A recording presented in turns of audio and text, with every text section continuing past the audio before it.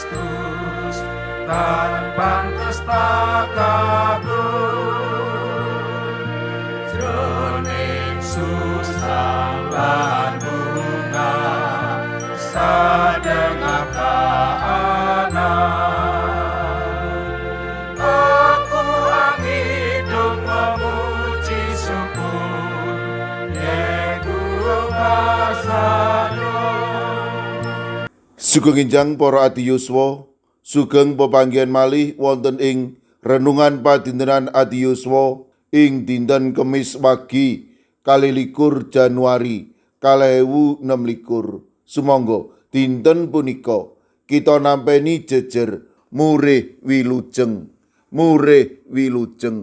Para adi yuswa, kathah pepenget ing papan tinamtu dilarang membuang sampah di sini. Denda 1 juta rupiah. Nanging senadyan sampun wonten ancaman paukuman, tasih kathah tiyang ingkang bucal sampah ing papan kasebat, kadosta ing lepen, lahan kosong, pinggir margi lan sak piturutipun. Punika nedahaken bilih kesadaran masyarakat tumrap lingkungan ingkang resik tasih andhap. Malah kepara kathah tiyang ingkang wantun nerak pranatan lan ngrisak lingkungan. Prastawa punika dados cerminan tumrap waosan kita pangentasan 12. Nalika Gusti Allah dawuh dhateng bangsa Israel supados meleh wedhus jaler tanpa cacat lan ngausari getihipun ing dempeling kori, punika boten namung dawuh kosong. Pangentasan 12 ayat 28. Wong Israel banjur padha lunga sarta nglakoni sak dawuhing Pangeran Yuwah marang Nabi Musa lan Rama Harun. Kaya mangkono wong-wong mau anggone padha ngestokake. Punika perintah tumrap kawilujengan bangsa Israel. Malaikatipun Gusti badhe ngliwati griya-griya ingkang wonten getih punika. Bangsa Israel nindakaken punapa ingkang dados dawuhipun Gusti punika kanthi tumemen. Tumindak punika lajeng dipun warisaken saking brayat baka brayat, generasi baka generasi, minangka panginget manut dawuhipun Gusti punika pikantuk kawilujengan. Para adi yuswa, nuhoni pranatan punika boten kenging dipun remehaken. Umat ingkang nganggep remeh angger-anggeripun Gusti saged pisah saking pangayomanipun Gusti. Emuta angger-anggeripun Gusti punika boten namung kagem bangsa Israel ing jaman semanten, nanging ugi gegayutan kalian gesang kita. Manut punika boten namung nindakaken pranatan pemerintah, nanging ugi tresna lan pitados dumateng Gusti Allah. Monggo kita dados umat ingkang nindakaken angger-anggeripun Gusti kanthi gemati, tansah nglestadunaken lingkungan lan ngudi kautuhaning titah. Amin. Sumangga kita ndedonga. Matur nuwun Gusti, dinten punika paduka paring pepemut amri kawula tansah netepi pranatan paduka, tansah nuhoni angger-anggeripun paduka. Kawula pasrahaken para adi yuswa lan anak putu kawula ing pundiya papan kawula pitados, menawi paduka ugi badhe ngreksa lan ugi paring berkah.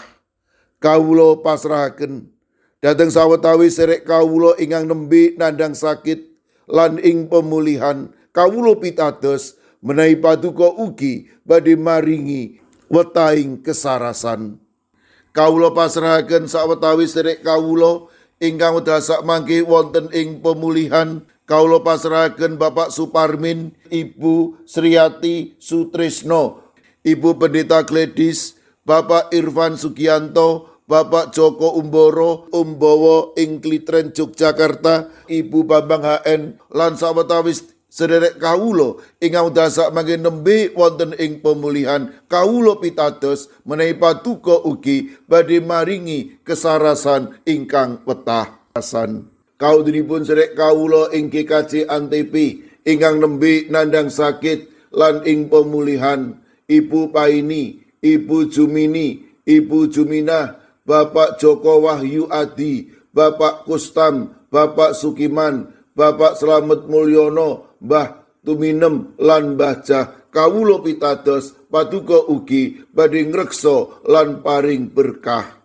Sederek kawula ing GKJ Telepok, kawula pasrahaken Ibu Wirya Sumarto, Bapak Yutam, Bapak Karyadi, kawula pitados paduka ingkang badhe maringi bagas kesarasan. Sawetawis sederek kawula ing GKJ Pugeran ingkang nembe nandhang sakit, Bapak Winarto, Bapak Minto Taruno, Bapak Bambang Sugiri, Bapak Rakino. Sawetawis sederek kawula ing GKJ Klaten, Bapak Joko Suranto, Bapak Harsono, Ibu Tiwi Bambang Sutomo. Kawula pasrahaken sederek kawula ing GITJ Trangkil, Bapak Ibu Karyo, Bapak Ibu Toyo, Ibu Nani Cahyono. Kawula pasrahaken Ibu Wahyuningsih Wakijan wonten ing GKJ Ngablak. Kawula pasrahaken warga GKJ Sragen, Bapak Adi Sungkono, Ibu Astuti Purnaningsih, Bapak Warsito Riyadi, Bapak Suyanto lan Ibu Sumiati.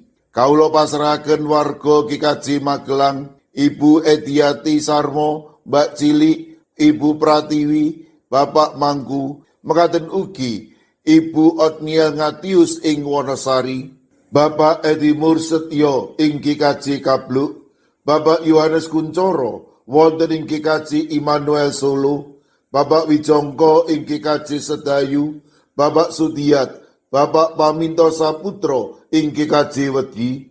Kawula pasrahaken ing GKJ Krapyak sederek Setianti, ing GKJ Mijen Ibu Purwaningsih Sunaryo, Ibu Elizabeth Indarwati, Bapak Bambang Setyo Margono, Bapak Moses Taji, Bapak Budiman Gultom, ing Banyumanik, Bapak Daniel Agus Suwarso, Ibu Arung Puji, ing GKJ Pamung Utomo Kalinegoro, Bapak Martiono, Ibu Marsudi, Ibu Sri Widardi, sederek Esti wonten ing Wonocatur. Kawula pasrahaken sederek kawula wonten ing Semarang Barat, Ibu Lini Sutopo. Sederek kawula wonten ing GKJ Ungaran, Bapak Hono Hadi Prasetyo, Bapak Resbiarto, Ibu Ratiningsih, Ibu Dewi Teguh, Ibu Kristini Sunaryo, Ibu Suhantini Hadiono, sederek Dwi Putro, Ibu Sugito, Bapak Sembiring, Ibu Surisno, Ibu Munarti, lan Bapak Ibu Tugiman.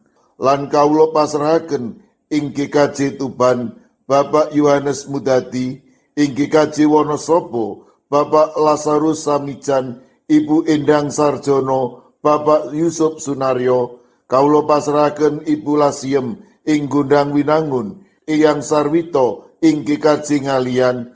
Kawula pasrahaken para adiyuswa lan sinten kemawon ing ngawedasak mangkin nembe nandhang sakit. Kawula pitados paduka ingkang badhe nyarasaken matemasrek kawula menika pikantuk bagas kesarasan ingkang wetah. Kawula pasrahaken sedaya pandonga lan pasambat kawula wonten ing asta paduka Gusti kawula Yesus Kristus. Amin. Sumangga para adiyuswa kita tutup pepanggihan kita renungan padintenan adiyuswa kanthi ngrepekaken kidung. Sumangga.